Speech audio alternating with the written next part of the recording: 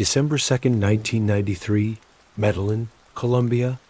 A man is running across a rooftop, barefoot, shirtless, out of breath. This man has $30 billion to his name. He controls 80% of the world's cocaine supply. He has assassinated presidential candidates, bombed passenger planes, and declared war on an entire nation. And won? Presidents have feared him. Generals have answered to him. The CIA has quietly worked around him. And right now, he has one bodyguard left. One. He made one mistake. He called his son. The call lasted 90 seconds. That was enough. 3 bullets ended. One behind the ear, then silence. But here's what no one ever told you. What Netflix buried. What Washington hoped you'd never ask about. What his own son spent his life trying to expose. The man on that rooftop? He didn't just build a cartel. He exposed a world where the CIA looked the other way, where governments negotiated with terrorists, where the men hunting him were shaking hands with death squads, and where the most dangerous secrets weren't in Medellin, they were in Washington, D.C. And the story that Netflix told you, the one with the stirring narration, and the archival footage and the thrilling gunfights, that story captured some of it. Some of the spectacle, some of the drama, some of the blood.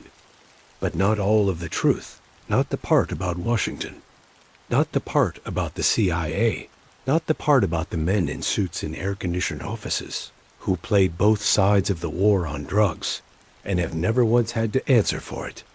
Not the part about the son who changed his name and spent his life trying to make peace with a father who made war his religion. Not the part about what actually happened on that rooftop, the mystery that remains, 32 years later, officially unresolved. Tonight, we go all the way back to the beginning they never showed you, to the truth behind the truth. This is the story Netflix hid. Before we go any further, I want to hear from you. Where are you watching this from tonight? What time is it where you are? Drop your city and time in the comments. I read every single one. Let's see how far around the world this story reaches. Hit subscribe right now, because once you hear one of these, you'll want all of them. Drop a like if you're already in. It matters more than you know. And now, turn off the lights. Get comfortable. We are going to spend the next few hours together. December 1st, 1949, Rio Negro, Antioquia, Colombia. A boy is born in a small town 45 minutes outside of Medellin. His parents give him a long name. The kind of name that sounds important, even before you do anything to deserve it. Pablo Emilio Escobar Gaviria, his father, Abel de Jesus Escobar Exaviri, is a humble cattle farmer, a hard-working man, a man with dirt on his boots and dignity in his bearing. His mother, Hermilda de los Dolores Gaviria Barrio, is a school teacher, a woman who believes in education, in proper behavior, in the idea that knowledge is the way out of poverty. They are not wealthy, they are not poor in the grinding, desperate sense that breaks people completely. But they live in a world where money makes the difference between comfort and struggle, between dignity and indignity, and they have never had quite enough of it. The family moves to Envigado, a township on the outskirts of Medellin. When Pablo is young, Envigado is not a slum. But it is not prosperity either. It is that in-between place that Colombia has always produced in abundance. Close enough to the city to see how the wealthy live, far enough away to understand you are not one of them. Pablo grows up watching this. He watches the men with cars and good clothes and ease in their movements. He watches the way money changes, the way people hold themselves, the way it smooths the rough edges of existence, the way it opens doors that stay locked for everyone else. He does not just notice this, the way children notice things and forget. He files it away. He thinks about it. He decides, somewhere in his childhood, that whatever it takes, whatever it costs, he is going to be one of those men. This is not the story of a man who became a monster because the world gave him no choice. That narrative is too convenient, too clean. Pablo Escobar was given choices. He made them deliberately, with clear eyes and a calculating mind, but understanding where those choices came from. Understanding the soil that grew them matters.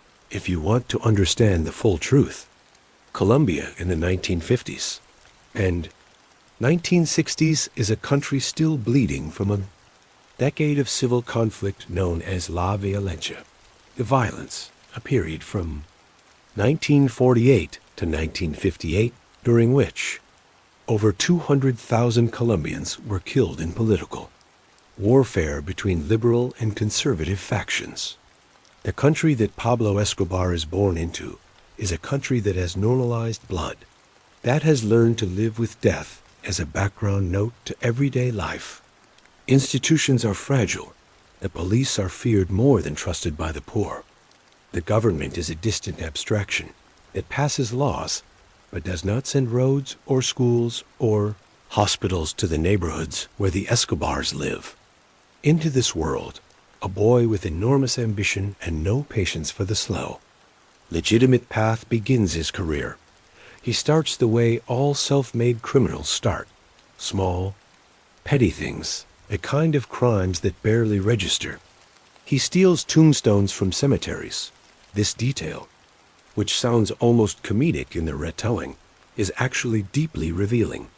He doesn't steal them out of desperation or impulse. He sandblasts the names and inscriptions off them, erasing the dead from their own monuments, and resells them as new. This is not random vandalism. This is a business. He is 12 or 13 years old, and he is already thinking in terms of supply, of raw material, of markup. He sells fake diplomas. He forges report cards. He steals cars.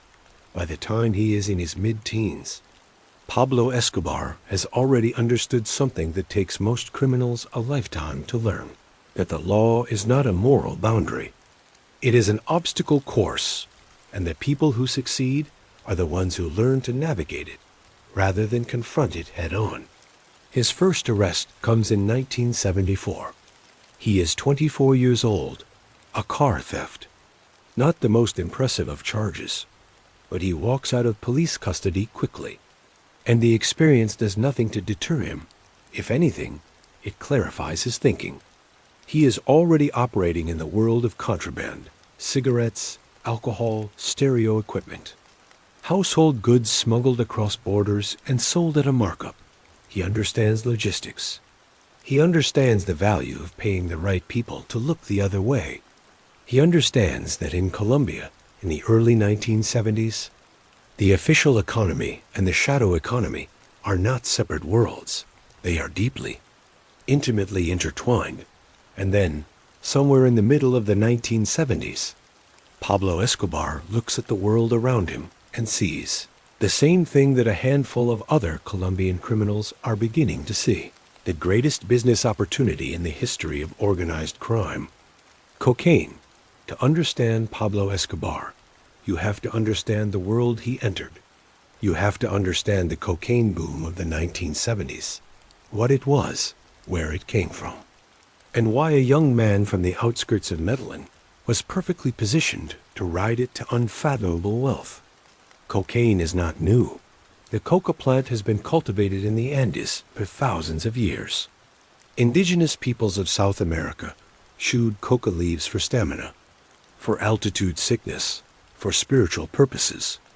In the late 19th century, European chemists refined cocaine hydrochloride from coca leaf, and for a brief, extraordinary period, it was sold legally in medicines, in tonics, in a certain soft drink that still carries its legacy in its name. Sigmund Freud wrote enthusiastically about its properties. The pharmaceutical company Merck sold it in catalogs. By the early 20th century, the damage became undeniable, and cocaine was criminalized in most of the Western world. For decades, it remained a fringe drug, expensive, difficult to obtain. associated with a thin sliver of bohemian urban culture. Then the 1970s happened. Cocaine exploded across North America and Europe with the velocity of a cultural earthquake. The reasons are complex.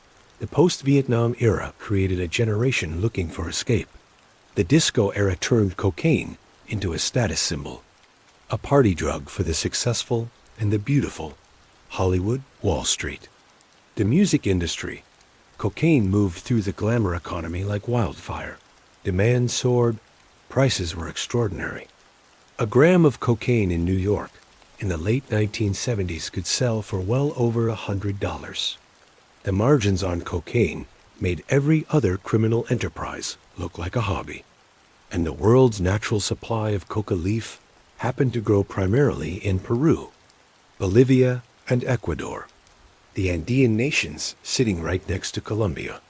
Colombia was perfectly positioned. It had the geography, jungle, mountains, remote airstrips. It had the infrastructure of contraband networks already in place from decades of smuggling. It had a tradition of men who knew how to move goods across borders and bribe officials and outrun police. What it needed was someone with the vision to scale up, to turn cocaine from a cottage industry into an industrial operation. Pablo Escobar was not the first person to move cocaine in Colombia. He was not even among the first few. But he was the one who understood, with absolute clarity, how to make it into something the world had never seen before. The pivotal moment comes in 1975. A drug trafficker named Fabio Restrepo, a mid-level cocaine distributor operating out of Medellin, is found dead. The circumstances are attributed, in the understanding of everyone in that world, to Pablo Escobar. It has never been legally proven that Escobar ordered Restrepo's killing. But in the shadow economy of early Medellin cocaine trading, proof is not the currency of understanding. Everyone understood. Pablo Escobar was 25 years old. He killed the man above him and took his operation. Immediately, he didn't hesitate. He didn't negotiate. He moved in, took control of Restrepo's routes and contacts and product, and began expanding. The Ochoa brothers, Jorge Luis, Juan David, and Fabio Ochoa Vasquez, were a wealthy Medellin family already operating in the cocaine trade. They had resources, connections, and a more refined, business-like approach to trafficking. They recognized in Escobar something that was either a gift or a monster, depending on your perspective. An absolute willingness to do whatever was necessary. He would kill anyone who stood in his way. Not as punishment, not as revenge, as strategy. By the late 1970s, Escobar and the Ochoa brothers, along with other traffickers including the violent and charismatic Carlos Leder and the hulking, brutal Jose Gonzalo Rodriguez Gacha, known as El Mexicano, had formed what would become known to the world as the Medellin Cartel. The cartel was not, technically, a single hierarchical organization with a president and a board of directors. It was more fluid than that, a network of semi-autonomous trafficking operations that cooperated on logistics, protection, and enforcement, while each maintaining their own control over their respective operations. But Pablo Escobar was, from very early on, the first among supposed equals. He was the one with the vision. He was the one who understood that the way to transform cocaine trafficking from a profitable criminal business into a global economic empire was to control every step of the supply chain. He began purchasing coca paste directly from producers in Bolivia and Peru. Massive, multi-ton shipments. He built cocaine processing laboratories in the Colombian jungle, remote facilities deep in the Amazon basin, where the raw paste was refined into cocaine hydrochloride. He developed transportation networks, initially using small planes and Caribbean routes to move product into the United States. He established distribution networks in Miami, New York, and eventually cities across the entire United States. By the age of 26, Pablo Escobar was already depositing sums of over $3 million into banks and owned a fleet of more than 15 airplanes, 6 helicopters, and a personal Learjet. The scale of what he built in the late 1970s and early 1980s is almost impossible to comprehend with modern minds, because we have lived in a world that has tried for 40 years to understand the war on drugs, and we still underestimate how staggering the numbers were. By the early 1980s, the Medellin Cartel was sending an estimated 15 tons of cocaine per day into the United States. Per day, at 1980s street prices, the revenue generated by 15 tons of cocaine in a single day is a number that defies easy visualization. The cartel was earning an estimated $420 million per week, every week, 52 weeks a year.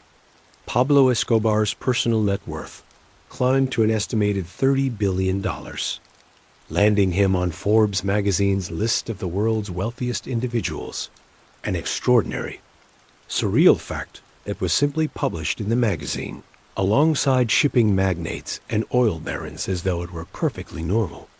To manage this much cash was itself a logistical problem. The Medellin cartel was reportedly spending $2,500 a month on rubber bands alone, just to bundle the physical bills.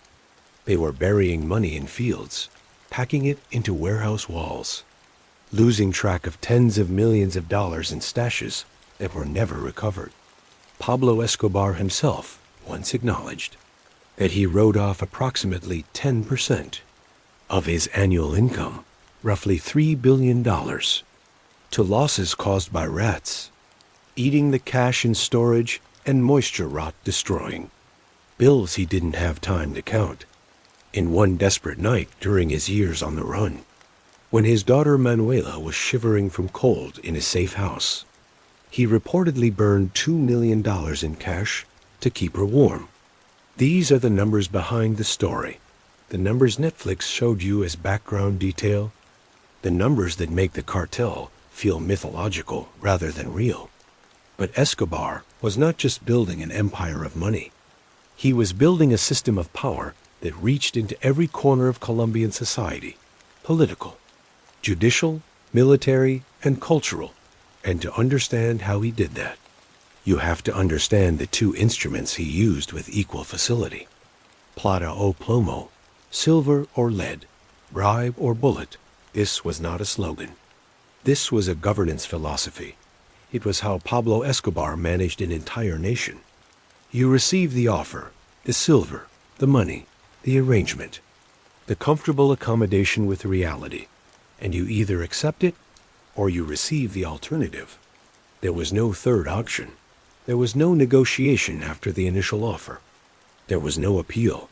Thousands of Colombian police officers, judges, government officials, journalists, and politicians received this offer.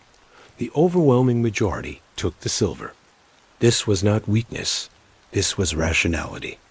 The sums being offered were transformative, enough to set a family up for generations, enough to buy a house and send children to good schools and never worry about money again. And the alternative was death, not just death for you, but potentially death for your family. Pablo Escobar was not squeamish about what he did to the families of people who refused him. Colombia in the 1980s was not a functioning state so much as a state that had been systematically hollowed out by narco money and narco violence, until what remained was a shell that looked like a government, but had been fundamentally compromised at every level. This is one of the things Netflix never fully showed you. The show depicted Plata o Plomo as a dramatic moment, a scene where a man is offered a briefcase and a threat and makes a choice. The reality was more banal and more pervasive. It was offers made over lunch. It was envelopes left on desks. It was phone calls from people who never identified themselves. It was the slow, systematic corruption of an entire society. Not a single dramatic moment, but thousands of small accommodations. Day after day, year after year, until the institutions meant to contain Pablo Escobar were, in significant part, in his pocket by 1981. Pablo Escobar is 31 years old and richer than God.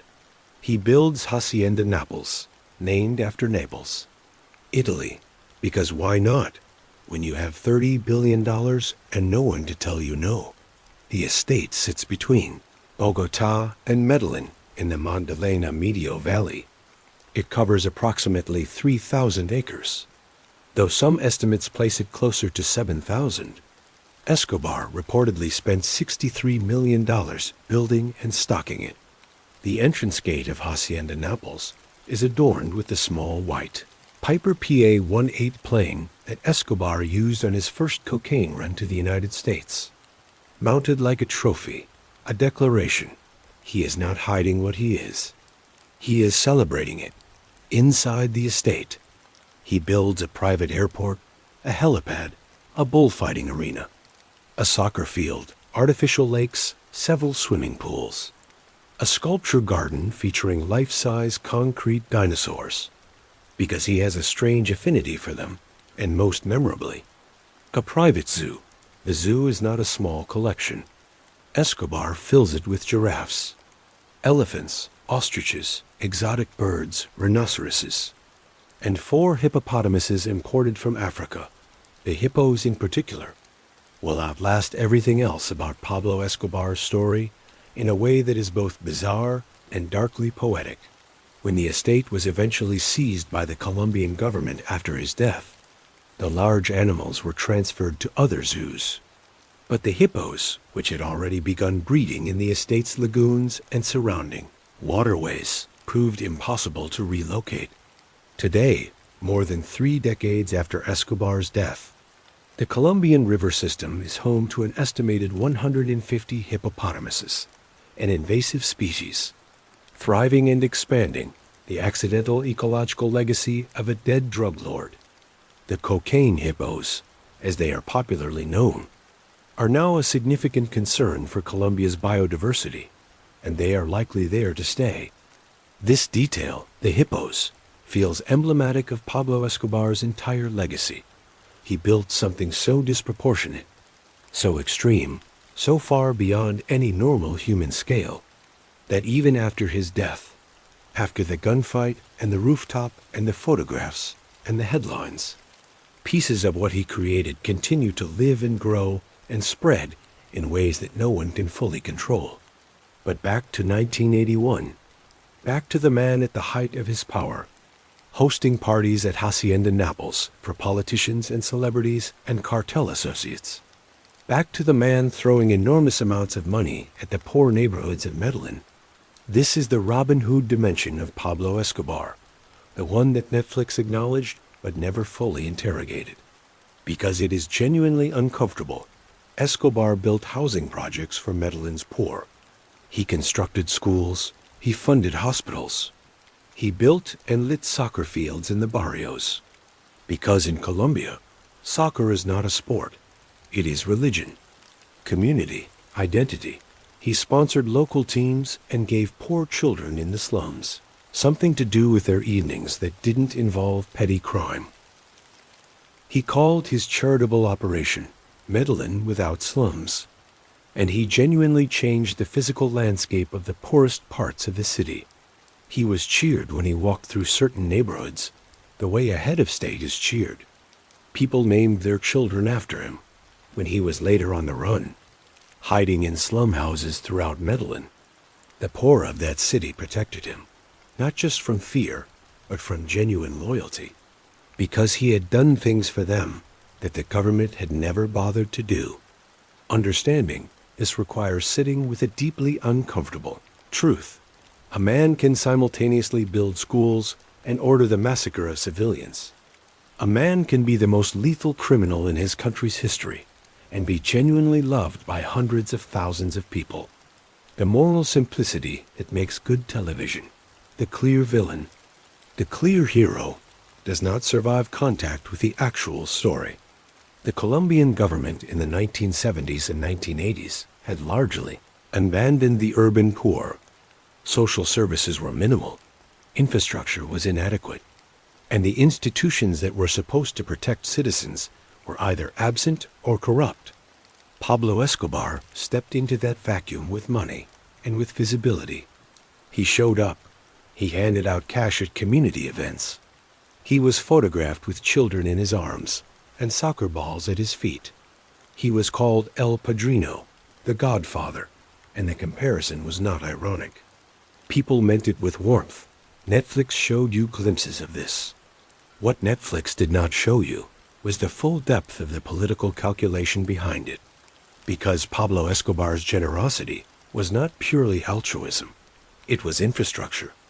Every family he helped was a family that would warn him when the police came, a family that would hide him, a family that would lie to authorities when asked about his whereabouts.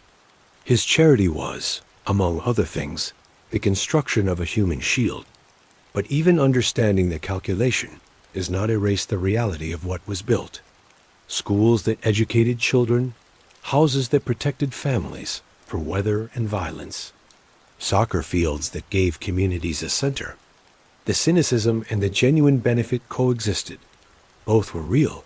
In 1982, Pablo Escobar decides to take the most audacious step of his career to that point. He runs for Congress. The Colombian Constitution of the time allowed for alternate members of Congress, substitutes who would take a representative seat in their absence. Pablo Escobar runs as the alternate for Jairo Ortega Ramirez, a member of the Liberal Party representing the Medellin region. He wins. In November 1982, Pablo Escobar Gaviria, drug lord, murderer, architect of the world's largest cocaine empire, takes a seat in the Colombian Congress. He attends sessions. He is photographed in the legislative chambers. He proposes laws. He makes speeches about poverty and about the need for Colombia to care for its least fortunate citizens. He is, by some accounts, an effective legislator during the brief period of his service. This is not, to be clear, a coincidence or a vanity project. Escobar wanted something very specific from politics. He wanted diplomatic immunity, the legal protection that came with holding office, which would shield him from prosecution and, most critically, from extradition to the United States. He also wanted respectability. He wanted the transformation from narco to statesman that would have made him, in his own estimation, untouchable. It almost worked. His nemesis in this project was Rodrigo Lara Bonilla, the Minister of Justice appointed by Colombia's new president, Belisario Betancur. In 1983, Lara Bonilla was a young, idealistic politician who was neither impressed by Escobar's money nor intimidated by his reputation.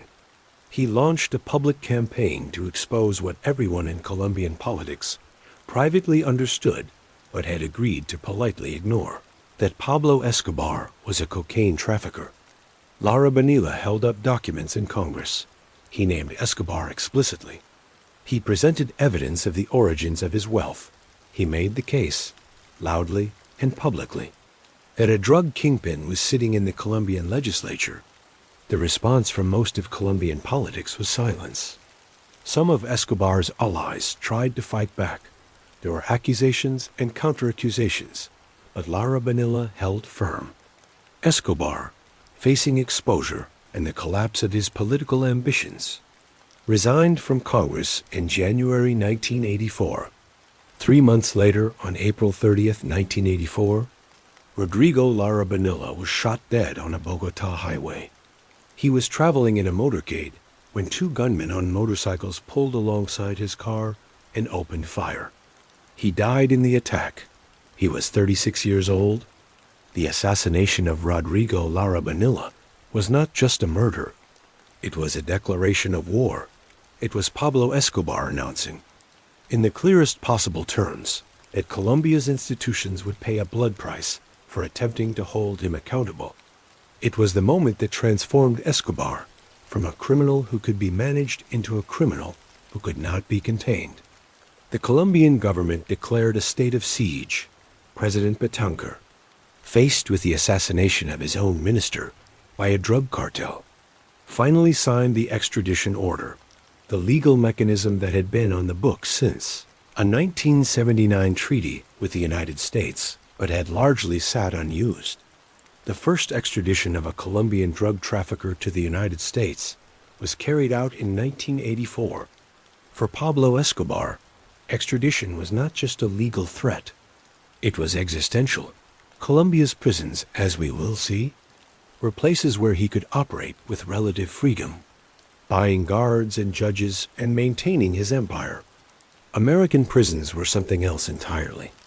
American prosecutors were something else entirely. American federal courts operated outside the reach of his billions. An extradited Escobar was a dead cartel. He organized.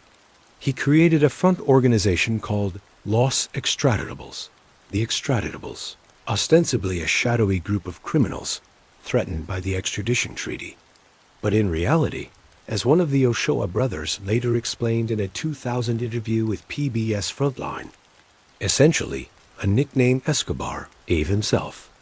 Los Extraditables distributed literature, sent threatening letters, campaigned publicly against extradition, and used violence to make their point.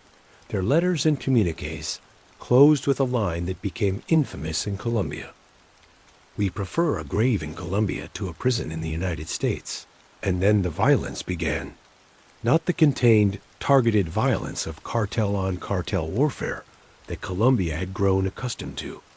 Something different, something that fit no existing category. Narcoterrorism. Netflix gave you the bombings. It gave you the explosions and the wreckage and the grief on Colombian faces in archival footage. What it did not give you was the scale, the actual documented, verified scale of what Pablo Escobar unleashed on Colombia in the years between 1984 and his surrender in 1991. From 1984 to 1991, Escobar was directly responsible for the assassinations of an attorney general, 3 presidential candidates, 51 judges on the Supreme Court, 298 police officers killed in a single year alone during one particularly intense campaign in Medellin, scores of journalists and ordinary civilians who had the misfortune of being in the wrong place when his bombs went off. The numbers are not metaphorical. They are documented. They are names in police files and graves in cemeteries and children who grew up without parents because a man with $30 billion and an absolute refusal to be extradited decided that Colombia itself was his enemy. Let us walk through the most significant of these acts, one by one, because understanding them individually, not as a montage, not as a series of dramatic television moments, but as real events with real victims, is the only way to truly understand what Pablo Escobar was. On November 6th and 7th, 1985, the M19 guerrilla group stormed the Palace of Justice in Bogotá, taking hostages and engaging Colombian military forces in a 2-day siege. The Palace of Justice was Colombia's Supreme Court. When it was all over, 98 people were dead, including 11 of Colombia's 24 Supreme Court justices. The M19's connection to Pablo Escobar has been debated and investigated for decades. The widely understood belief, supported by significant evidence, though never conclusively proven to a legal standard, is that Escobar provided financial backing for the operation. The timing was not coincidental. The Supreme Court was in the process of reviewing the constitutionality of the extradition treaty. The siege and its aftermath resulted in the destruction of extradition files and the deaths of several justices who had been inclined to uphold the treaty. Within a year of the siege, the Colombian Supreme Court ruled extradition unconstitutional. Whether Escobar directly ordered the Palace of Justice siege or merely funded a group that carried out an operation he knew would benefit him remains an open question in Colombian historical and legal scholarship. What is not an open question is that the result, the destruction of extradition files and the deaths of judges who might have voted against him, served his interests with extraordinary precision. In August 1989, Colombia prepares for presidential elections. The leading candidate is Luis Carlos Galán, a charismatic, progressive politician of the Liberal Party who had been instrumental in pushing Escobar out of politics in 1983. It was Galán who had publicly refused to allow Escobar to associate with his new liberalism movement. Galán was now the frontrunner for the presidency, and he was loudly and explicitly in favor of extradition. On August 18, 1989, Luis Carlos Galán is addressing a political rally in Socha, a municipality near Bogotá, standing before thousands of supporters. When gunmen open fire, he is shot multiple times. He dies within hours. Galán was 45 years old. He had a wife and 3 sons. He was, on most accounts, one of the most principled and genuinely capable politicians Colombia had produced in a generation. His assassination caused a national convulsion. The grief was genuine and widespread. But Pablo Escobar was not interested in grief. He was interested in results. And the result was that the Colombian government, under new President Cesar Gaviria, who had been Galán's campaign manager and who ran for president himself after Galán's death, explicitly in tribute to his fallen colleague, declared war on the Medellin cartel.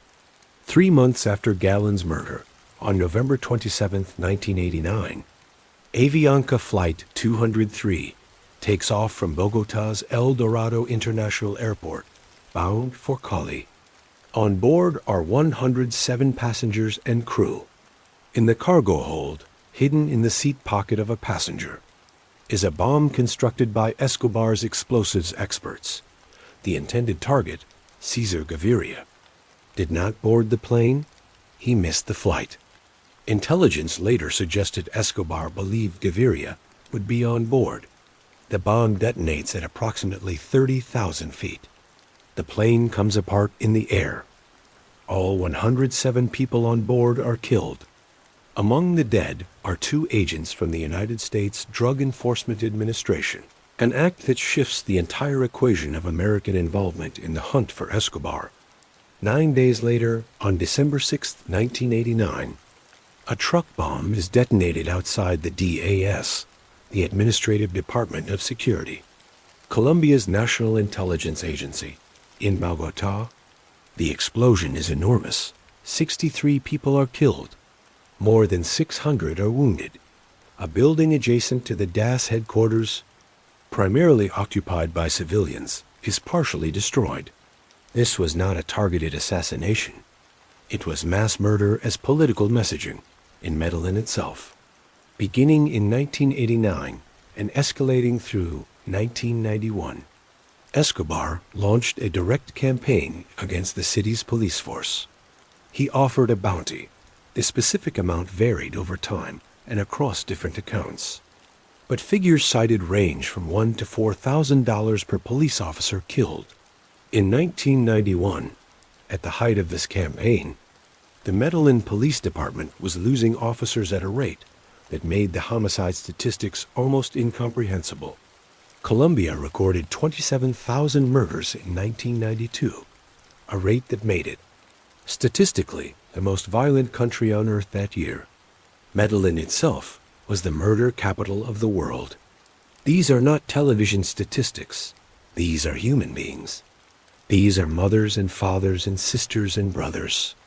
These are the people who lived in Medellin in the late 1980s and early 1990s, walking to work and shopping for groceries and sending their children to school in the shadow of a war that their government had been structurally unable to win, partly because the man waging it had spent years and billions of dollars ensuring that the institutions that should have contained him were riddled with his people. And through all of this, through every bombing, every assassination, every corrupted judge and police officer, there was a shadow over the entire story that Netflix barely mentioned. The CIA. This is the chapter Netflix never wrote. This is the part of the story that falls into the gap between what we can prove beyond legal doubt and what the evidence strongly, compellingly, uncomfortably suggests. This is where the story stops being a cops and robbers drama and starts being something more disturbing.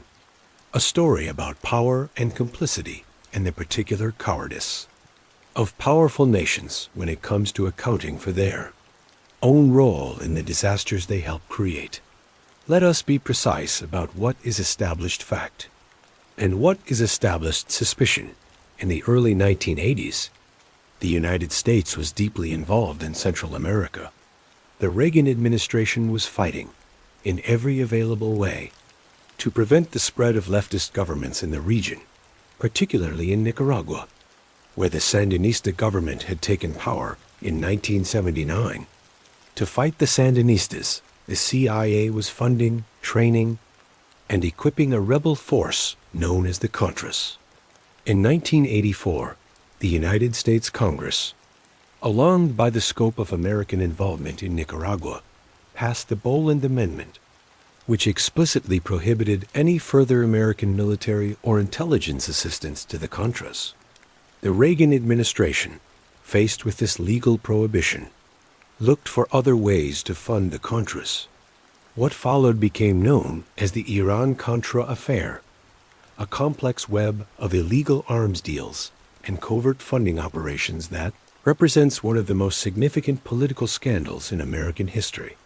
Within this web, something emerged that is directly relevant to Pablo Escobar and the cocaine trade. In 1986, investigative journalist Robert Perry, working for the Associated Press, broke a story about the Nicaraguan Contras' involvement with cocaine trafficking. Perry's reporting, for which he later received the George Polk Award for National Reporting, one of journalism's most prestigious honors, documented that networks associated with the Contra funding operation were allowing cocaine to be transported through the same routes and logistics infrastructure that was being used to move money and arms.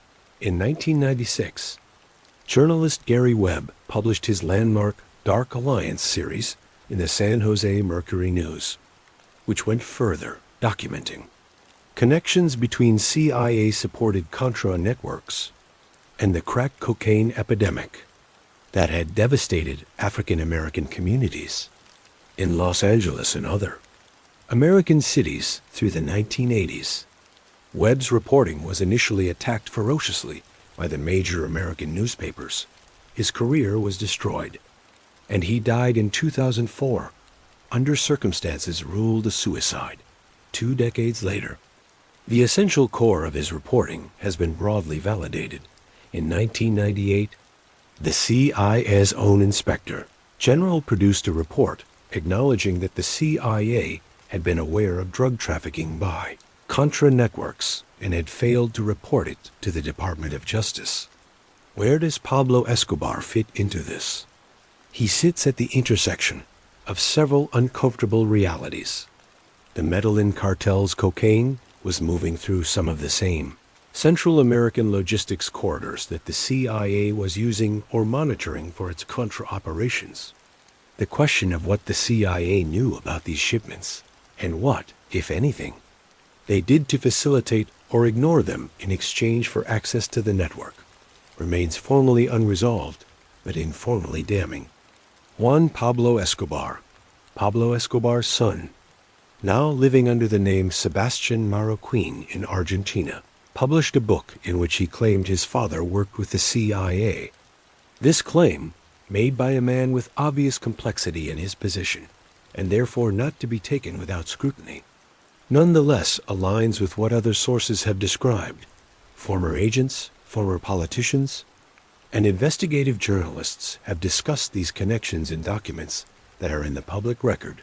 Robert Perry wrote explicitly that this connection is incontrovertible in the evidence, and that the old conventional wisdom of this being a conspiracy theory survived, even if the evidence is now clear. He noted that Netflix's Narcos wants to avoid the issue and pretends it did not happen. The Centra Spike program, which D-Agent Steve Murphy himself acknowledged as the mechanism for helping to identify new frequencies, and which was crucial in ultimately locating.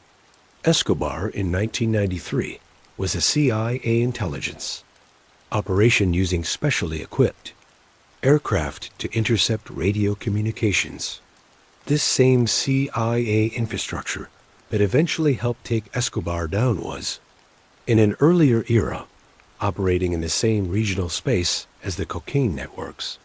In 1982, Panamanian General Manuel Noriega, who was simultaneously on the CIA's payroll as an intelligence asset, allowed Pablo Escobar to ship cocaine through Panama. A Miami federal grand jury indicted the Medellin Cartel's top leaders in 1984, specifically in connection with these Panamanian operations. The same General Noriega who was enabling Escobar was a paid CIA asset. The CIA's willingness to ignore, or at minimum not aggressively pursue, Noriega's drug trafficking activities for years, while he remained useful as an intelligence asset, is well documented. None of this means that the CIA ran the Medellin cartel. None of this means that the U.S. government created Pablo Escobar or controlled his operations. What it means, what the evidence strongly indicates, is that in the specific historical moment when the cocaine trade was exploding across the United States, a significant faction of the American national security establishment decided that stopping cocaine was less important than fighting communism in Central America, and that this decision, made by men in suits in Washington offices, men whose names appeared in no police files, men who attended no congressional hearings on the cocaine epidemic, had consequences for millions of people. The crack cocaine epidemic that ravaged American cities in the 1980s killed people. It destroyed families. It created the prison industrial complex that criminalized a generation of black and brown Americans. The connections between that epidemic and the political decisions made in Washington, the decisions that, at minimum, created space for the cocaine trade to flourish when it could have been interrupted, are real. They are documented, and they are absent from Netflix's Narcos. Because telling that story would require the show to complicate its own heroes. It would require examining not just the Colombian drug lord, but the American institutional choices that shaped the world he operated in. It would require a show that began as a crime drama to become something more, a political reckoning with what America did and did not do when it had power and chose how to use it. Netflix chose not to tell that story, so we are telling it here. D. Agent Steve Murphy arrived in Colombia in 1987. His partner Javier Pina arrived around the same time. They were not, in real life, the swaggering, hard-drinking cowboys that Pedro Pascal and Boyd Holbrook portrayed on television, or at least, as Murphy himself said when asked about the portrayal, we broke rules, policies and procedures every day, but we never broke the law, and we never had bottles of booze on our desks. The real story of Murphy and Pina is simultaneously more mundane and more frightening than the television version.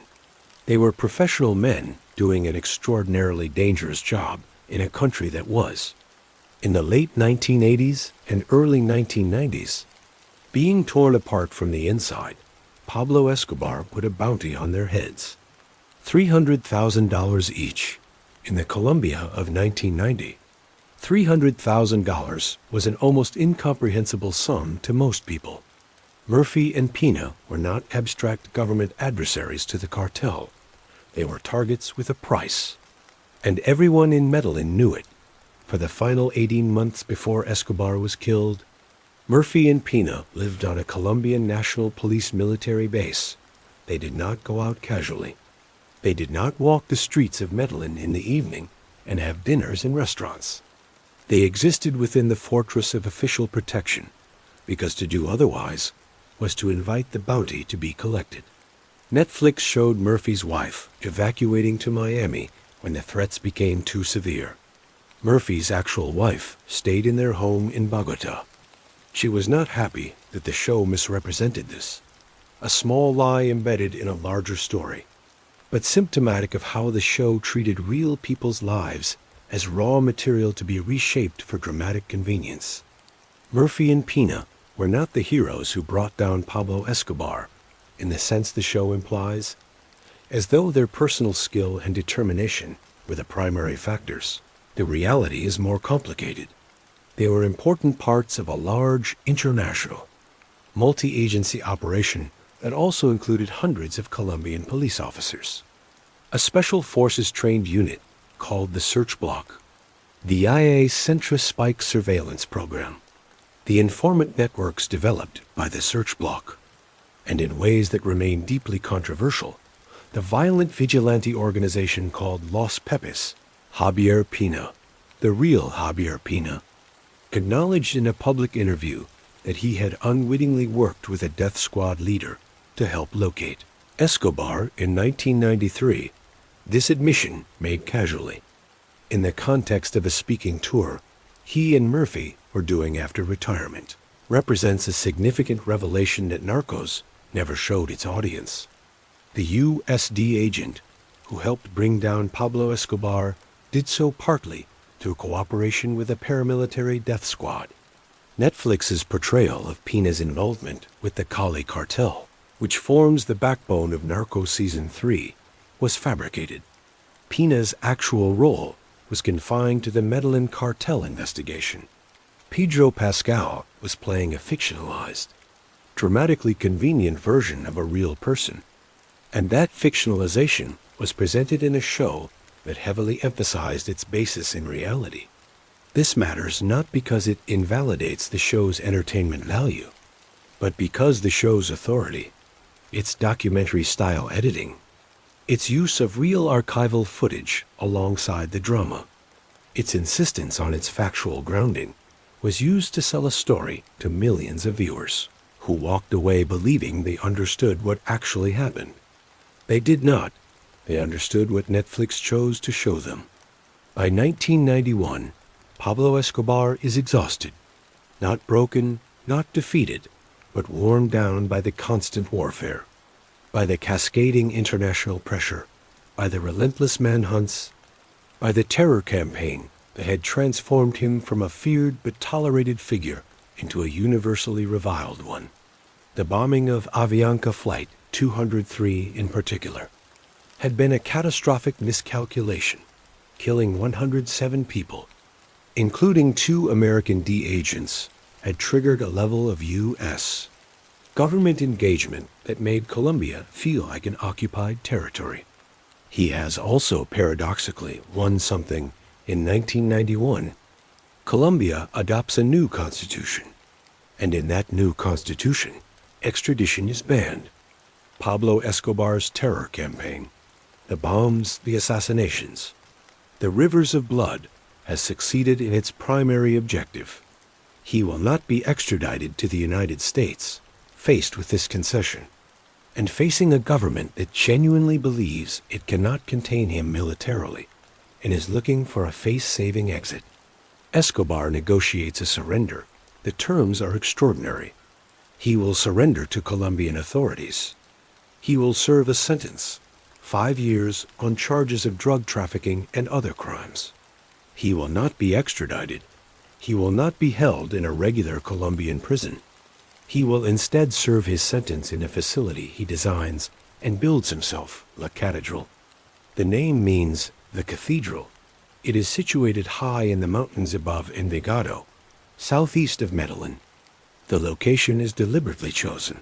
Steep mountain topography surrounds it on multiple sides. The fog rolls in every evening after 6 o'clock and lifts at dawn, making aerial access difficult. Rival cartels cannot easily attack it. The military would struggle to assault it.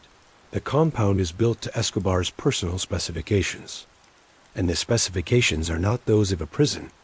La Catedral has a full-sized soccer field. It has a jacuzzi, a casino, a disco, a waterfall feature, a private suite for Escobar with a rotating bed, which is, even by the standards of everything else in this story, a memorable detail. There is a bar stocked with whatever Escobar desires. There are entertainment facilities, There are guest accommodations. The guards at La Catedral are Escobar's own men, not Colombian National Police officers, not army soldiers, Escobar's people. He has a helipad within the compound. He forces the closure of the airspace within a 10-kilometer radius of the complex so that no government aircraft can observe what is happening inside. He receives over 300 unauthorized visitors during his 13 months of confinement. Associates, business contacts, politicians, celebrities, a constant flow of people coming up the mountain to conduct business with the man who is technically in prison. He continues to run the Medellin cartel from inside La Catedral without meaningful interruption. He makes decisions. He issues orders. He manages disputes. He manages money. He is, in every practical sense, still in command of an empire. The prison is theater. The surrender is theater. Colombia has negotiated with Pablo Escobar, and the result is that Pablo Escobar gets to choose his own jail. This is what Netflix showed you. What Netflix was less explicit about is something darker, reported in detail by the one source that saw everything. What happened to the workers who built La Catedral? According to multiple accounts of people with direct knowledge of the construction, all 300 architects and laborers who built the compound, the people who knew the location of the underground passages, the escape routes, the secret infrastructure built into the facility, were reportedly killed after construction was completed. They vanished, one by one. Some accounts say their bodies are buried somewhere on or near the grounds. Bags of bones have reportedly been found in the vicinity over the years. This has never been formally investigated by Colombian authorities in any comprehensive way. It remains the kind of story that circulates in Medellin, among people who were there, in the shadow history that lies beneath the official record. Then, on July 22, 1992, something happens inside La Catedral that even the Colombian government, with all its compromises and accommodations, cannot ignore. Fernando Galino and Gerardo Kiko Moncada drive up the mountain to meet with Escobar. They are two of his most senior cartel associates, men who have been loyal and profitable parts of the Medellin operation for years. The reason for the meeting is a financial dispute. Galeno and Moncada have been accumulating money without reporting all of it to Escobar, and Escobar has found out they never come down from the mountain. Escobar has them both tortured and killed inside La Catedral. Their bodies are removed in secret. This, the murder of two men inside his own prison during his own period of supposed incarceration, is the moment that breaks the government's willingness to pretend the arrangement is working. Officials arrive at La Catedral to inform Escobar that he will be transferred to a regular prison.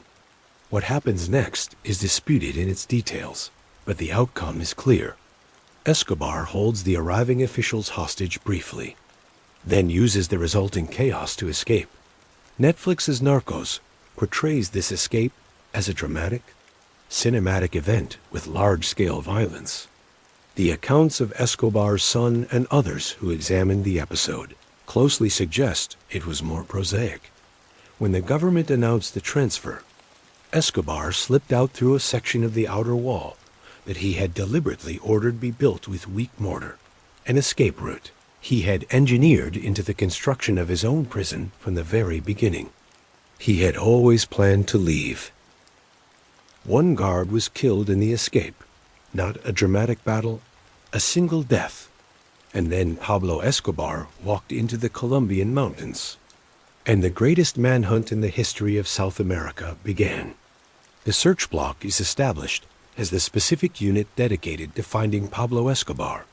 It is 600 men, specially trained by the United States Delta Force and Navy SEALs. It is commanded by Colonel Hugo Martinez, a Colombian national police officer of considerable tactical ability and personal courage. The Colombian government places a bounty on Escobar's head, $6 million, an enormous sum. What is less prominently discussed, what Netflix acknowledged but did not fully examine, is the parallel operation that was running alongside the search block. The operation that had no official existence. The operation that was doing the things the official operation could not legally do. Los Pepis Perseguidos por Pablo Escobar. People persecuted by Pablo Escobar. The organization was created in early 1993 by Fidel Castano Gil, a man whose history deserves its own story. Castano was himself a former drug trafficker, a paramilitary leader, and by some accounts at least as capable of extraordinary violence as Escobar himself. The breaking point for Castano, the moment that transformed him from a criminal associate of Escobar's into a mortal enemy, came when Galeno and Moncada were killed inside La Catedral. Castano had been scheduled to attend that meeting. He chose not to go. His decision saved his life, and it turned him into a man with a singular mission: destroy Pablo Escobar. Los Pepis was nominally presented as a victim-led organization, people who had suffered at Escobar's hands, coming together to take justice into their own hands. There was some truth in this. The organization drew in people who had genuinely lost family members to Escobar's violence. But the leadership was Cartel. The funding was Cartel. Specifically, the Cali Cartel, Escobar's longtime rivals, who were more than happy to finance an organization that was systematically destroying their competition. Los Pepes did not observe any of the legal restrictions that bound the Colombian National Police or the American advisors. They bombed properties associated with Escobar. They killed his lawyers, his associates, his accountants, his logistical support network. They targeted people connected to Escobar who had no direct involvement in his drug operations: secretaries, drivers, cousins, anyone who could conceivably be providing him with any form of assistance. In February 1993, the CIA formally complained that government forces in Colombia were sharing intelligence with Los Pepes. Think about what this means. The American CIA was complaining in an internal government document that became public that Colombian authorities were feeding information to a paramilitary death squad. The CIA, which was itself involved through the centrist spite program in the surveillance operation targeting Escobar, was raising objections not to the outcome, finding and killing Escobar, but to the particular mésages of how the intelligence was being shared and used. The complaint was noted. The information continued to flow. This is the real story of how Pablo Escobar was found and killed. Not a clean, principled law enforcement operation. Not a story of agents riding into the sunset after a triumph of professional investigative work. A story in which a death squad operating outside any legal framework, funded by a rival cartel, fed by intelligence from a nominally law-abiding government unit, working in the same operational space as American intelligence services. All of these things were happening simultaneously, and the result was the death of Pablo Escobar on a rooftop. The real agent Javier Pina looked back on this in retirement and acknowledged it directly. He had worked, unknowingly, with a death squad leader. He said so publicly. He did not hide it, but Netflix, which dramatized his character across 3 seasons of a hit show, chose not to dramatize this particular aspect of his actual biography. The question of what Colombia's national police knew, what American advisors knew, and what decisions were made about working with Los Pepes is one that Colombian society is still, decades later, processing. Several senior Colombian police officers who were involved in the search block operation have been investigated or accused over the years in connection with extrajudicial killings carried out during the manhunt. The lines between the official and unofficial operations were, in practice, very blurry. This is not to say that the people who caught Escobar were as bad as Escobar. They were not. No equivalence between a state attempting, however imperfectly, to enforce the law, and a man who bombed passenger planes and assassinated presidential candidates is warranted. But the comfortable moral clarity of the Netflix narrative, brave agents versus the monster, does not survive honest examination. The world does not divide cleanly into the brave and the evil. It divides into the complicated and the very complicated. That is the truth that was hidden. Pablo Escobar escaped La Catedral on July 22, 1992. He was killed on December 2, 1993. In between those dates, 499 days, he lived the life of a fugitive in a city that simultaneously sheltered him and was trying to kill him. The Medellin of those months is almost unimaginable. The murder rate in 1992 was the highest ever recorded in a major city anywhere in the world. Los Pepes was killing people connected to Escobar at a consistent pace. The search block was raiding properties, interrogating associates, building the intelligence picture that would eventually narrow Escobar to a single house on a single street. American surveillance aircraft were circling overhead, intercepting communications, mapping patterns. And Escobar was moving. Constantly, he maintained a discipline of never spending more than 2 consecutive nights in the same location. He rotated through a network of safe houses provided by the web of poor Medellin families and low-level associates who remained loyal to him. He kept his team small. At the end, he had only a single bodyguard. El Liman, his family was in danger.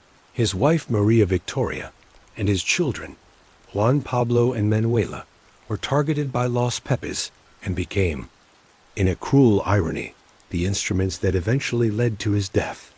Because Escobar loved his family, it was, by almost all accounts, one of the few unconditional attachments in his life. He spoke to them regularly. He needed to know they were safe. And the phone calls he made to check on them were the one security vulnerability that is enormous. Practical intelligence could not fully suppress. His children were moved around as well. His son Juan Pablo, in one period, was in a Bogota hotel that Los Pepes bombed. His daughter Manuela, as mentioned earlier, was with him in a safe house on a night so cold that Escobar burned $2 million in cash to keep her warm. These are not the acts of a man who was invulnerable or untouchable. These are the acts of a father, using the only currency he had left, trying to protect a child. Sebastian Marroquin, Juan Pablo Escobar, now living under his chosen name in Argentina, has spoken extensively about this period. His memoir and his later documentary work paints a picture of a family trapped between a father they loved and feared, and the institutions of the Colombian and American states that wanted to use them as bait. He has described being essentially a hostage of the Colombian government during this period, nominally under state protection, but in practice unable to leave freely, their every movement monitored. The district attorney's office around them infiltrated by Cali cartel operatives. In Marroquin's account of this period, there is a detail that is both heartbreaking and revealing. During the months when the family was in Bogota, trying to seek asylum somewhere, any country that would take them, Juan Pablo was trying to communicate with his father in ways that didn't expose either of them. The surveillance net around them was tightening. His father, the most wanted man in the world, was calling from rotating numbers and keeping conversations short, but not short enough. The Colombian Signals Intelligence Team, using American Centra-Spike, technology was getting better at their work as the months went on. They were getting faster at triangulating signals. The window of safety for a phone call was shrinking. Escobar, who understood this intellectually, could not always stop himself emotionally. The calls to his family kept getting made. They kept getting shorter, and the triangulation kept getting closer in the final months before his death. Escobar also wrote letters, long, emotional, politically articulate letters that were addressed to journalists, to government officials, to the public. He offered to surrender again. He proposed terms, he argued, in some letters, that the entire war on drugs was a fiction designed to serve American geopolitical interests, an argument that, irony of ironies, had more than a little factual substance to it. He was not a stupid man.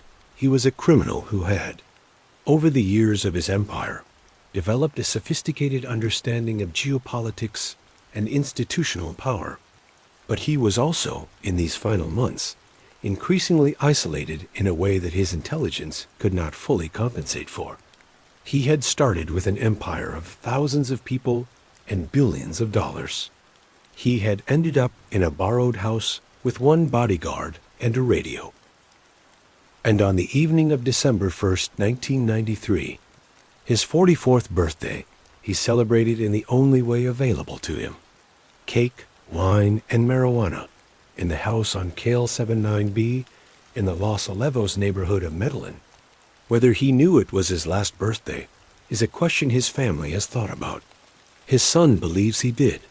His son believes that his father, at some level, had accepted what was coming.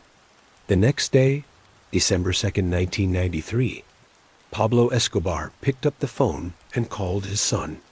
The phone call that ended Pablo Escobar's life lasted approximately 90 seconds. The moment the call was identified as coming from Escobar, based on voice recognition and the fact that it was made to his son, Juan Pablo's number, the search block was mobilized. The Colombian electronic surveillance team triangulated the signal to the Los Olivos neighborhood. The search block converged on the area. Within hours, they had narrowed it to the house on Cale 79B, a modest, two-story residence in a middle-class neighborhood that was, in every visible respect, completely unremarkable. They surrounded the house. The perimeter went up. There was no large visible security presence outside, no cars, no visible guards. Escobar had been hiding in plain sight, the most elementary of disguises, when the search block breached the door. Pablo Escobar and his last bodyguard, El Liman, were inside. They ran. They went upstairs. They found a window at the back, and they attempted to escape across the rooftops, a tactic that had worked for Escobar in other situations. A movement across the connected roofs of the neighborhood that someone who knew the area and moved fast might have used to put distance between himself and his pursuers. He did not know the area well enough. He did not move fast enough. His bodyguard El Liman was shot and killed on the rooftop. Pablo Escobar was shot multiple times, in the torso, the leg, and behind the ear. He fell. And then the question. The bullet behind the ear, the fatal shot. Colombian police and military forces, in the official account, shot Escobar in the course of a legitimate law enforcement operation. 3 police officers were identified as having fired the shots that killed him. The Colombian National Police celebrated the operation as a triumph. Colonel Martinez's son, a young officer who had been working alongside his father in the search block, was present at the scene, but the location of the shot behind the ear, the execution style, single bullet to the head, gave Escobar's family pause and continues to give historians pause. Roberto Escobar, Pablo's older brother, and other family members have insisted from the beginning that Pablo Escobar shot himself. This was not a position adopted out of grief or denial. It was based on something they say Pablo told them directly. Repeatedly, over the years, he always said he would never be taken alive. He always said that if he was cornered, if there was no way out, he would use the gun on himself rather than be captured. The location of the fatal wound, behind the ear, the specific placement Pablo had described when explaining what he would do, was, in the family's account, evidence that he kept his word, the DEA's position. As Pedro Pascal himself stated publicly during the Narcos promotional period, is that the agents do not believe Escobar killed himself. The official Colombian government position is that police shot him. A further complication came years later when Diego Fernando Murillo Bejarano, a former paramilitary leader and drug lord, a man who knew the criminal landscape of that era, intimately published a memoir in which he claimed that a man associated with Los Pepes, had actually fired the fatal shot. That the killing blow was not from Colombian law enforcement, but from the paramilitary death squad that had been operating in the shadows of the official manhunt for months. Colombian General Hugo Martinez rejected this claim directly and firmly. According to CIA documents released in 2008, General Miguel Antonio Gomez Padilla, the Colombian National Police Director General, had worked with Fidel Castano, the paramilitary leader of Los Pepes, in matters of intelligence collection during the manhunt. The existence of this documented cooperation between the head of Colombia's national police and the paramilitary leader who had spent months killing Escobar's associates is not in dispute. 3 competing accounts, 3 possible endings. The official law enforcement story, the suicide story, the Los Pepes story. The truth is that we do not know with certainty which bullet killed Pablo Escobar. The investigation of his death was not conducted with the forensic rigor that a civilized society applies to homicides. Because the death of Pablo Escobar was not treated as a homicide, it was treated as a victory. And victories are celebrated, not investigated. The photographs taken in the immediate aftermath, the triumphant police officers standing over the body, lifting the head for the cameras, were criticized internationally as undignified and unprofessional. These are the images that went around the world. These are the images that told the story. The monster was dead, but what actually happened on that rooftop, in the final seconds of Pablo Escobar's life, is a question that remains. What does not remain in question is the aftermath, celebrations in Bogotá, grief in the barrios of Medellin, 2 Colombias, brought face to face with each other by the death of one man. Of all the stories connected to Pablo Escobar that Netflix never told, the one that most deserves to be told is this one. The story of the boy who grew up as the son of the most dangerous criminal in the world, who loved his father and was trapped by his father's choices, and who eventually built a life from the rubble. Juan Pablo Escobar was born in 1977. He was 16 years old when his father was killed on that rooftop in Medellin. He has spent the years since then doing something extraordinary, facing what his father was, under the name Sebastian Marroquin, a name deliberately chosen to sever his public identity from his father's. He became an architect and a writer. He wrote a memoir. He produced a documentary. He traveled to meet the sons of men his father had killed, specifically the son of Colombia's murdered Justice Minister Rodrigo Lara Bonilla, whom Escobar had ordered assassinated in 1984. He met with the son of presidential candidate Luis Carlos Galán, whose father was shot dead at a political rally in 1989. These encounters, a man who loved his father meeting the children of people his father had murdered, asking and receiving forgiveness, attempting to build something human out of the wreckage of history, are the most genuinely emotional and morally serious story in the entire Escobar saga. They are the story that takes the spectacle of the cartel and demands that it be reckoned with on a human scale. Netflix gave you the spectacle. It gave you the raids and the explosions and the car chases and the D agents with their sunglasses and their swagger. It gave you the drama of the empire. It did not give you the man who grew up inside the empire's shadow and chose to walk toward the people his father had destroyed and ask them to look him in the eye. Marroquin has described, in various interviews, what it was like to be Pablo Escobar's son. The fear, the constant security, the impossibility of a normal childhood. But also, and this is the part that is hardest to hear, the love. His father was present in his life. He took him to soccer games. He built him things. He read to him. He was, by his son's account, a genuinely loving father in the private hours of a life that was defined publicly by violence. This is not an exoneration. A man who loved his children and ordered the murders of thousands of other people's children is not, by virtue of his private tenderness, absolved. But it is the truth of who Pablo Escobar was. Not a cartoon villain, not a simple monster, but a human being of enormous complexity who made choices that cost the world immeasurably. In his memoir, Marroquin listed 28 errors in Narcos Season 2 in a public Facebook post that received international attention. The errors ranged from trivial.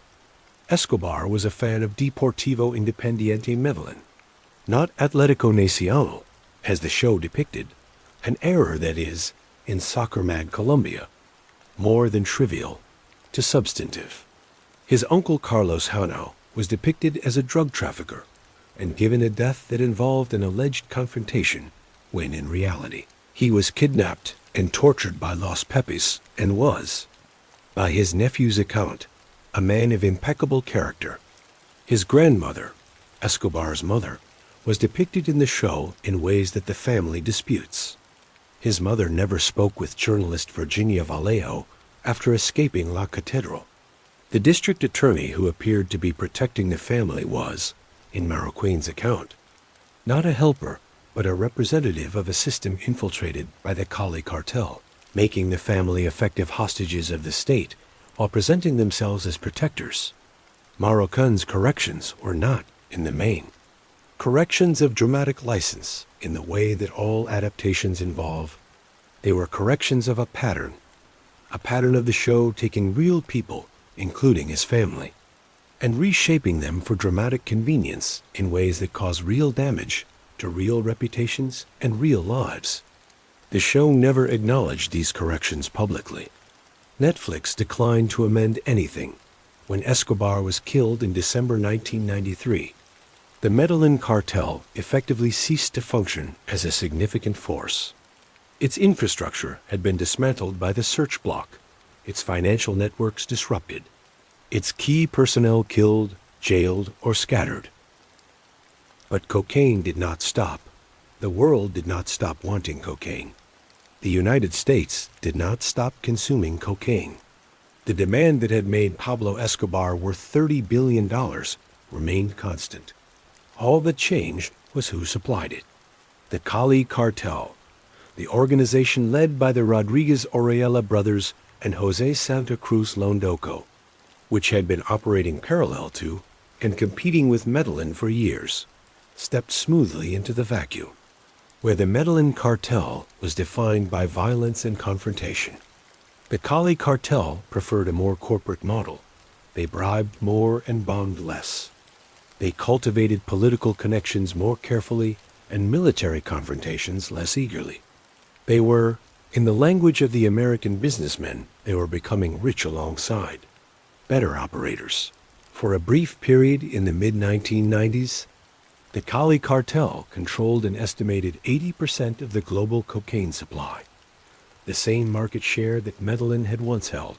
In 1995 and 1996, the Colombian government, under pressure from the United States, moved against Cali. Top cartel members were arrested. The Cali kingpins were eventually behind bars.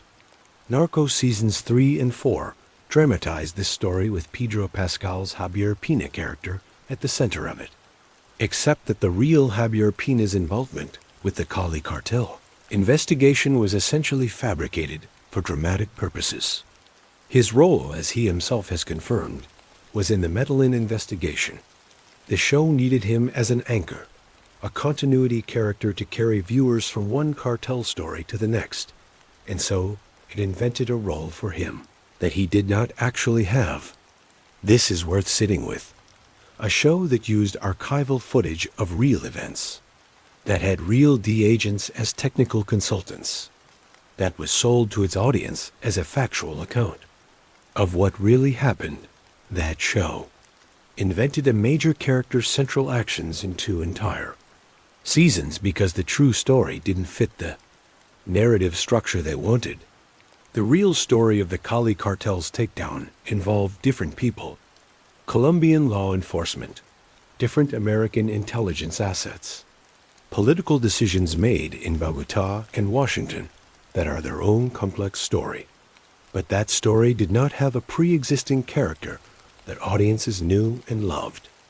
So Netflix built one, the migration of cocaine power from Colombia to Mexico, which happened gradually through the 1990s and accelerated through the 2000s, is the most significant development in the history of the drug trade since Escobar himself, as the Colombian cartels fell, or were forced to reorganize into smaller, less visible operations. The Mexican networks that had been handling transshipment duties for the Colombians grew more powerful. The Sinaloa Cartel, the Gulf Cartel, and eventually the full landscape of Mexican drug trafficking organizations took control of the cocaine supply chain. El Chapo, Joaquin Guzman Lora, became the face of the next era, the name that replaced Escobar's as the most recognized in international drug enforcement. But El Chapo, for all his notoriety and his extraordinary escape from Mexican prison, was never the industrial-scale global phenomenon that Escobar represented at his peak. The real D-Agent Pina himself knocked down the popular rumor that Escobar and El Chapo ever met in Colombia, a story that circulates persistently, but that Pina, with direct knowledge of the era, dismisses in 1992. Medellin was the most dangerous city on earth.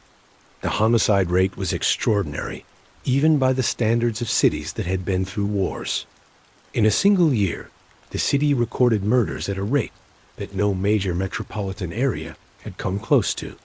Today, Medellin is a different city.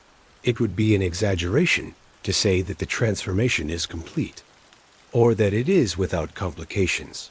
Drug trafficking continues in Colombia, organized through different, smaller, more diffuse networks. Medellin has neighborhoods that remain dangerous.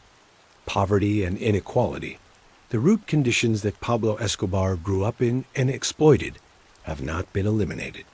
But the city that gave the world Pablo Escobar has also given the world something remarkable, evidence that transformation is possible.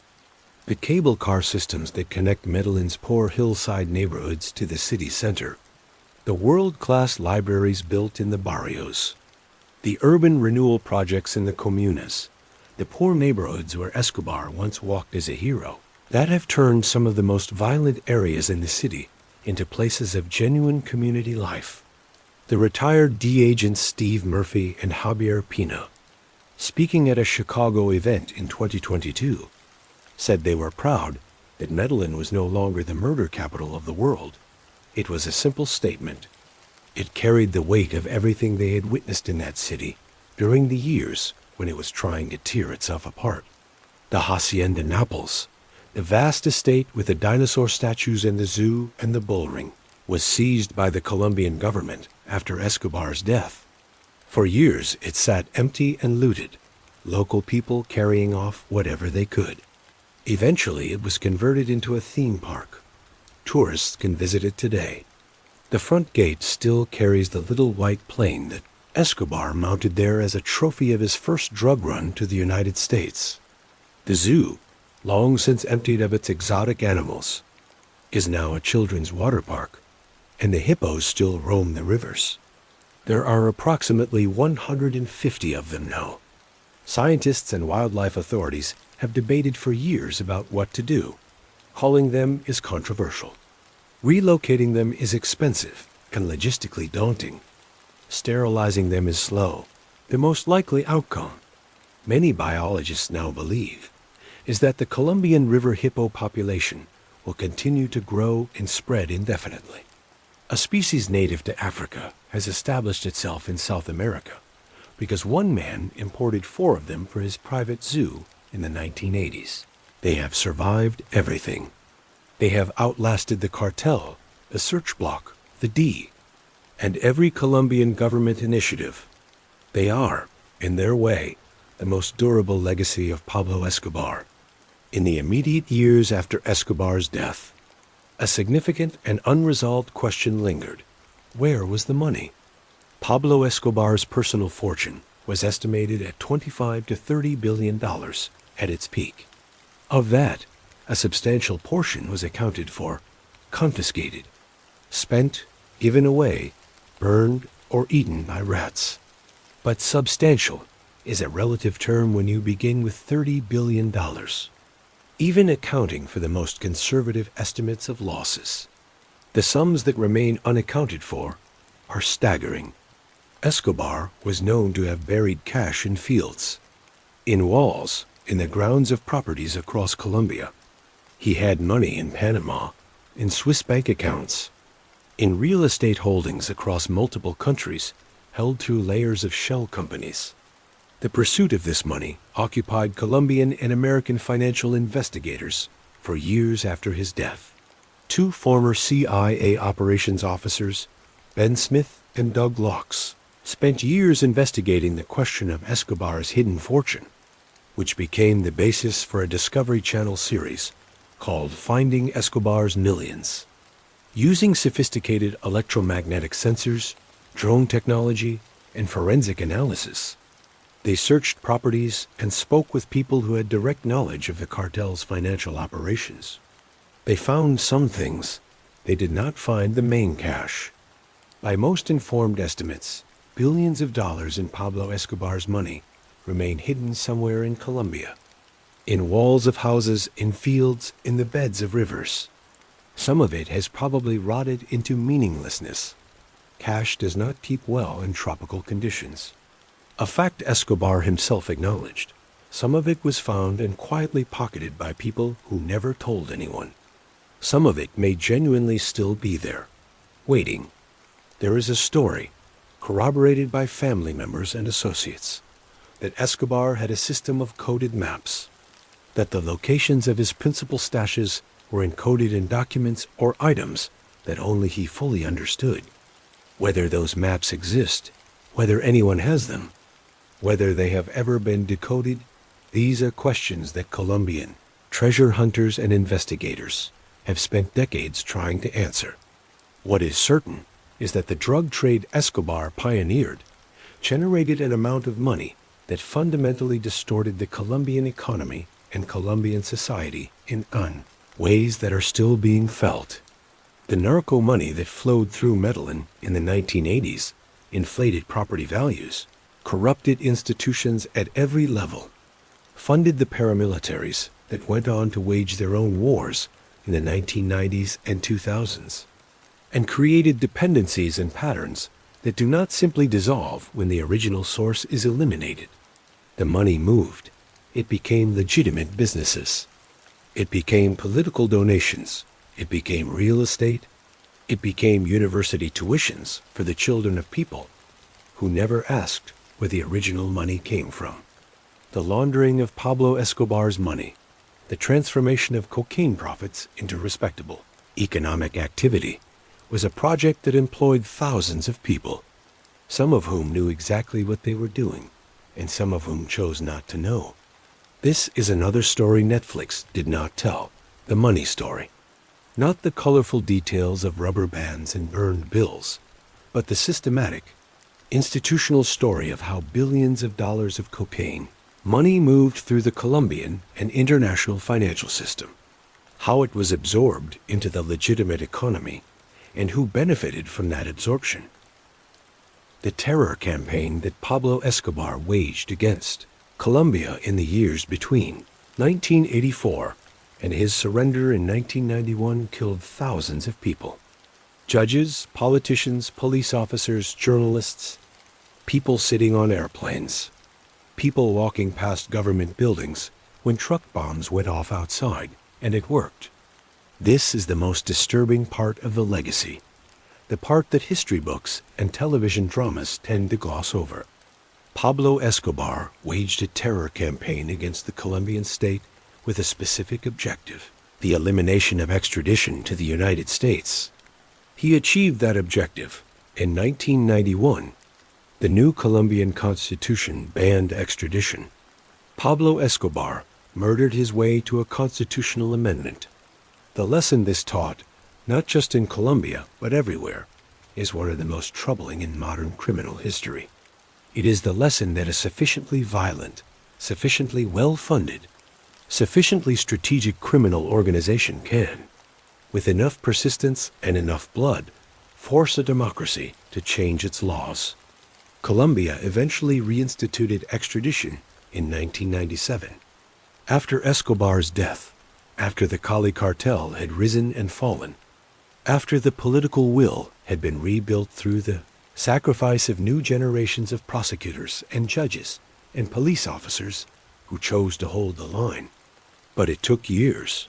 It came after thousands of deaths. And the period during which extradition was banned gave the drug trade years of additional operation under a protective legal umbrella that Escobar had paid for in blood. The three presidential candidates murdered on Escobar's orders: Luis Carlos Galán in 1989, Bernardo Jaramillo Ossa in 1990, Carlos Pizarro Lengomez in 1990. Three men running for the presidency of Colombia. Three men who represented different visions of what the country could be. Three men killed by the same cartel within a single period of political violence that has no parallel in any democratic country's modern history. Colombia held elections anyway.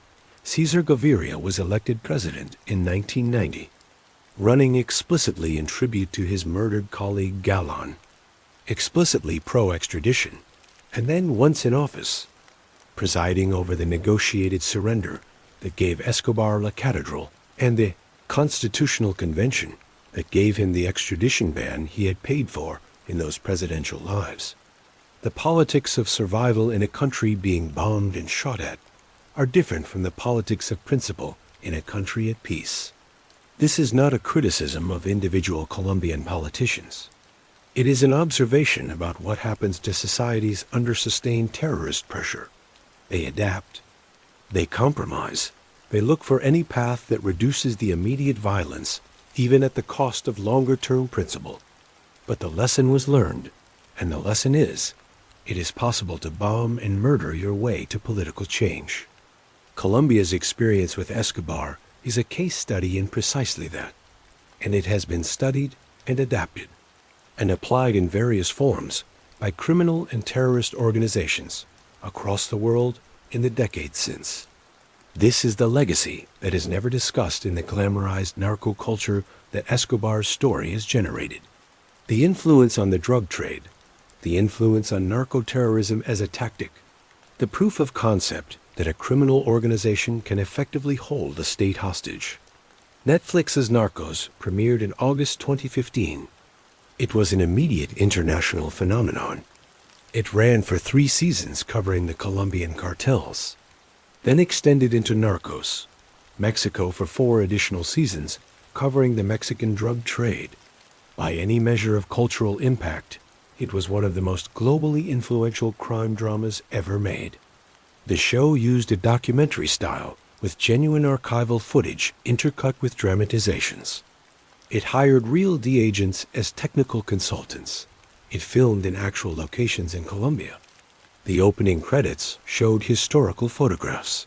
The narration, delivered in English by Boyd Holbrook as Steve Murphy, had the cadence of a documentary voiceover. This was all deliberate.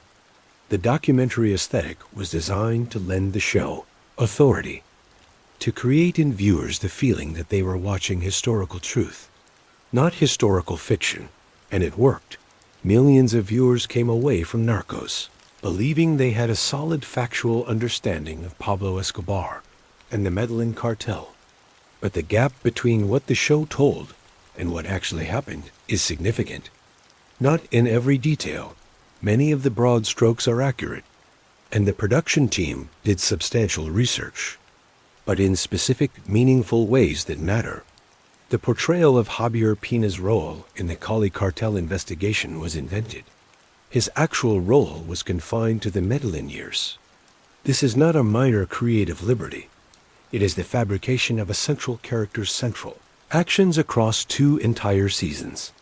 The CIA's role in the cocaine trade, the connections that informed journalists and the CIA's own Inspector General have documented, was essentially omitted. The show tells a story of brave American agents fighting a drug lord. It does not tell a story of an American national security establishment that made decisions in the 1980s that prioritized fighting communism over stopping cocaine. with profound consequences for American cities and Colombian communities. The death of Escobar is presented by the show as a straightforward law enforcement victory. Colombian police, aided by the D, locate and shoot the most wanted man in Colombia. The involvement of Los Pepis, the documented cooperation between the official investigation and the paramilitary death squad. The CIA documents showing the Colombian National Police Director working with Los Pepis leadership. The alternative theories about the killing shot. These are present in the show only in shadow, not examined with anything like the scrutiny they deserve. Pablo Escobar's son, Sebastian Marroquin, published 28 specific corrections to the show's second season alone. He was not attacking the show for being unflattering to his father. He explicitly understood why dramatizations would treat his father harshly. And in many respects, he agrees with that treatment. He was attacking it for being careless with the truth about specific individuals, including family members who were misrepresented in ways that were hurtful and inaccurate. The show supported the wrong football club for Escobar, Atlético Nacional, instead of Deportivo Independiente Medellin. In soccer-mad Colombia, this is not a small error. But beyond the corrections of individual facts, there is a larger issue. The show built a mythology. It took a story that was genuinely complex, morally, politically, institutionally, and turned it into something that a global audience could watch in their living rooms and feel they understood. The complexity was not fully erased, but it was managed, contained, made safe for consumption. The CIA connection was erased. The paramilitary involvement was managed. The Robin Hood paradox was acknowledged, but not fully examined. The corruption of American institutions was absent. The consequences for the poor communities that Escobar both helped and destroyed were present as background, texture, but never as foreground examination. Television dramas are not documentaries. They are not obligated to tell the full truth. But when a television drama is sold with the explicit authority of documentary aesthetics, when it presents itself as the true story, when it sends its viewers away believing they know what happened, it takes on a responsibility that Narcos did not fully honor. This is not a condemnation of the show's entertainment value. It is entertaining. Some of the performances are extraordinary. The cinematography of Colombia is gorgeous. As a piece of television drama, it earns much of the acclaim it received. But as a history, as the story it claimed to be, it is incomplete in ways that matter. December 2nd, 1993.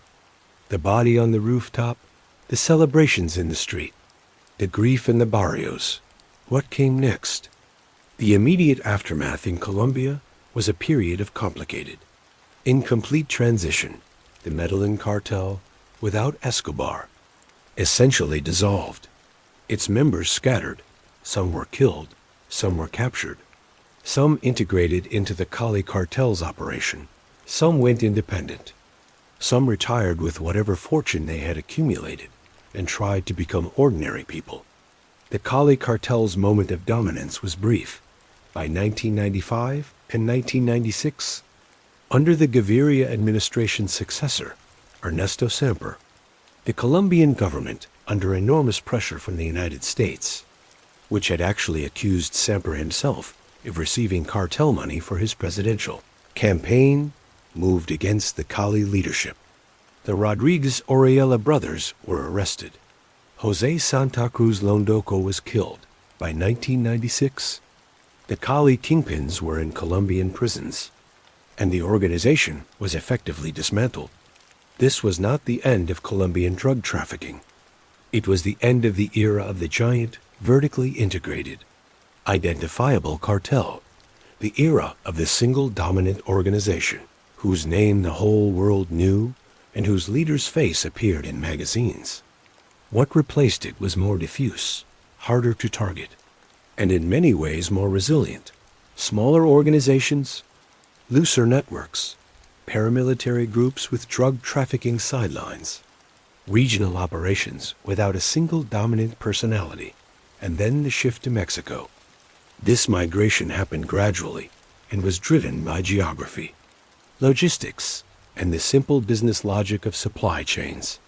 The Colombian producers still grew the coca and processed the cocaine, but the transshipment routes, the pathways that moved product from Colombia into the United States, increasingly ran through Mexico, and the Mexican organizations that controlled those routes grew powerful on the fees they charged. As they grew powerful, they began to take control of larger portions of the supply chain. By the early 2000s, the Mexican cartels were not just transshippers. They were traffickers in their own right, buying Colombian product wholesale and managing their own distribution networks in the United States. The Sinaloa Cartel, under El Chapo, became the most powerful drug trafficking organization in the world. El Chapo was eventually arrested, twice, escaping prison once in spectacular fashion. In a tunnel his people had dug beneath the shower of his prison cell, in an escape so elaborate it could only have been facilitated by massive corruption at every level of the Mexican prison system.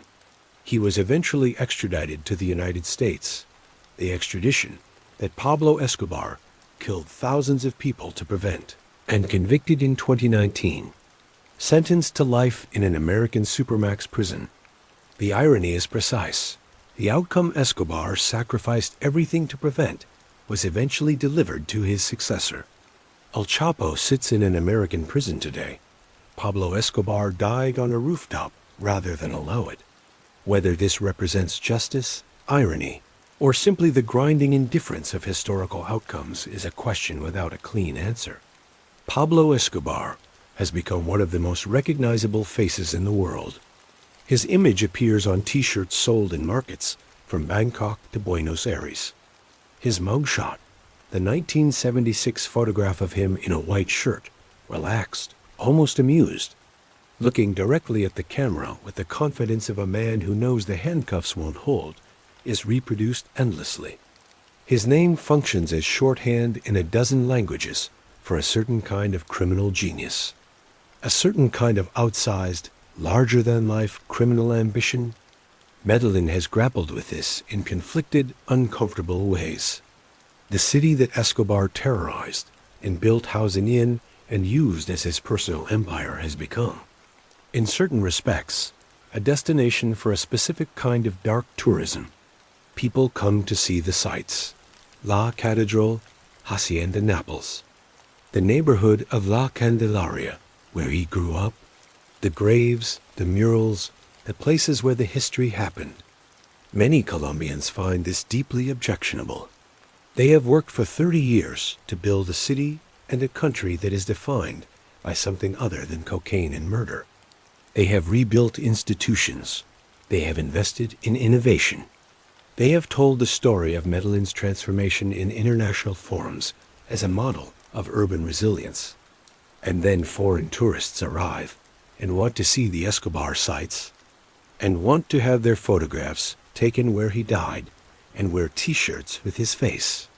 The tension between the commercial value of Escobar's story and the human cost of that story is not resolvable. Both things are true. That Pablo Escobar's life is one of the most compelling narratives in modern history, and that celebrating it without confronting what it cost is a moral failure.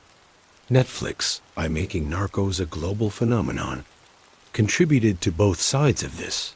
The show brought millions of people into contact with Colombian history who would never have encountered it otherwise.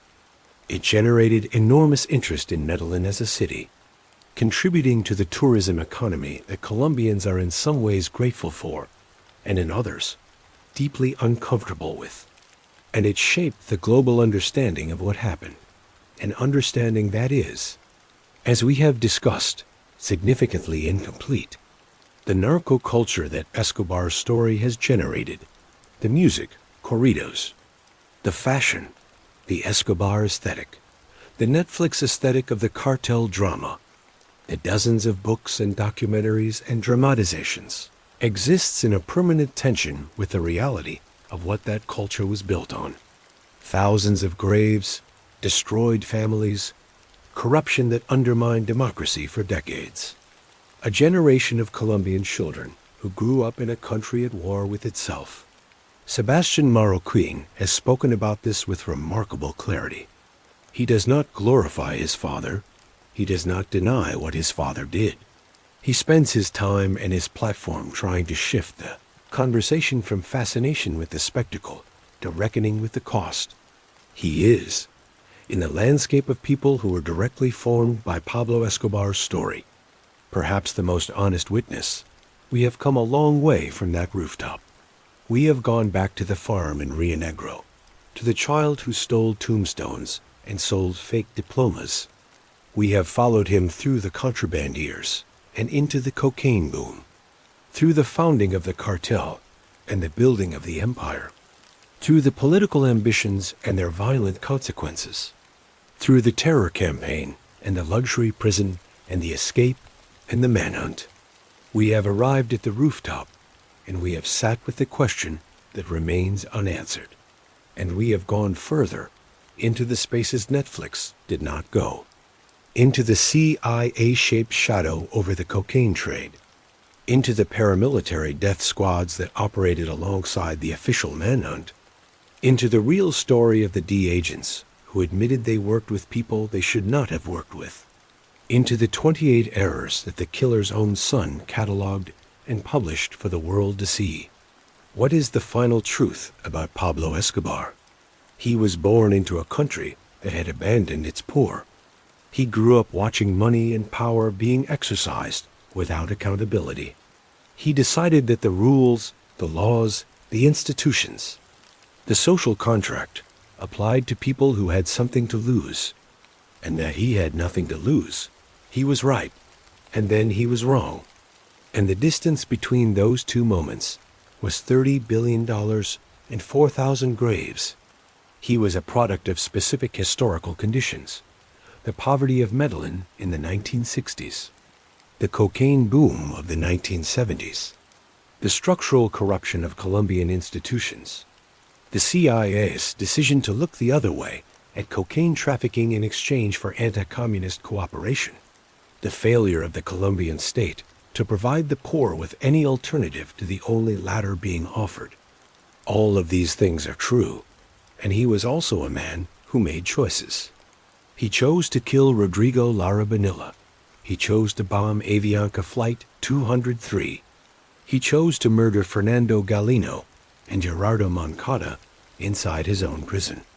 He chose, again and again, to respond to opposition with death. His circumstances explain some of who he became. They do not explain those choices. Those were his. The most troubling aspect of the Escobar legacy is not the violence.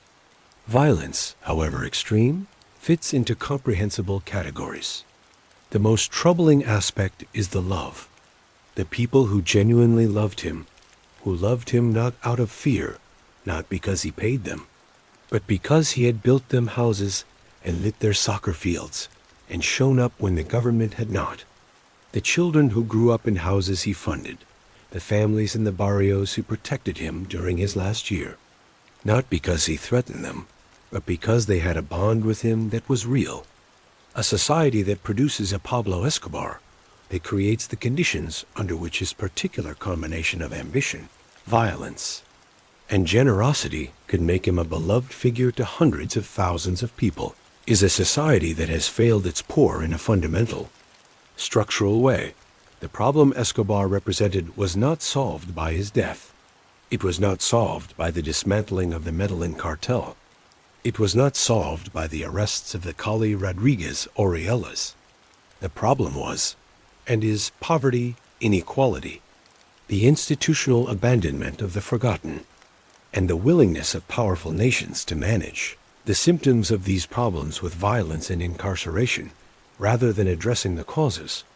The war on drugs, which framed the American government's role in the Escobar story, has by almost every measure failed. More drugs flow into the United States today than at any point during the years when Pablo Escobar was alive. More Americans die of drug-related causes annually than died in the entire Vietnam War. The cartels that followed the Medellin cartel are, in aggregate, more powerful, more diffuse, and more resistant to law enforcement than anything Escobar built. The rooftop in Los Olivos ended one man. It did not end the conditions that made him. This is what Netflix did not show you. Not because the writers and directors and producers were stupid or malicious. Many of them were talented, well-intentioned people making a quality television drama. But because the story that Netflix did not show is a harder story. It is a story that implicates American institutions. It is a story that requires sitting with the discomfort of understanding that our heroes and our villains are not always who we think they are. It is a story that asks you not just to watch the spectacle, but to reckon with the structure, the political, economic, and historical structure that produces Pablo Escobar's, and has not, in 3 decades since his death, stopped producing them. Pablo Escobar was born on December 1st, 1949. In Rio Negro, Colombia. He died on December 2nd, 1993. On a rooftop in Medellin, Colombia, 44 years. One day, in those 44 years, he transformed the world's cocaine supply chain from a scattered cottage industry into an industrial empire.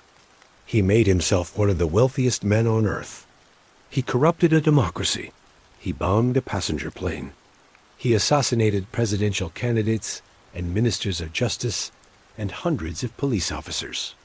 He built housing for the poor and soccer fields for children and schools in the barrios and hospitals where there had been none. He built a prison for himself and called it justice, and the government accepted it. He escaped from that prison and hid in a city that protected him, even as it was being destroyed by his choices. He called his son on a phone that he knew was being monitored, because he could not stop loving his family, even when everything else had been stripped away.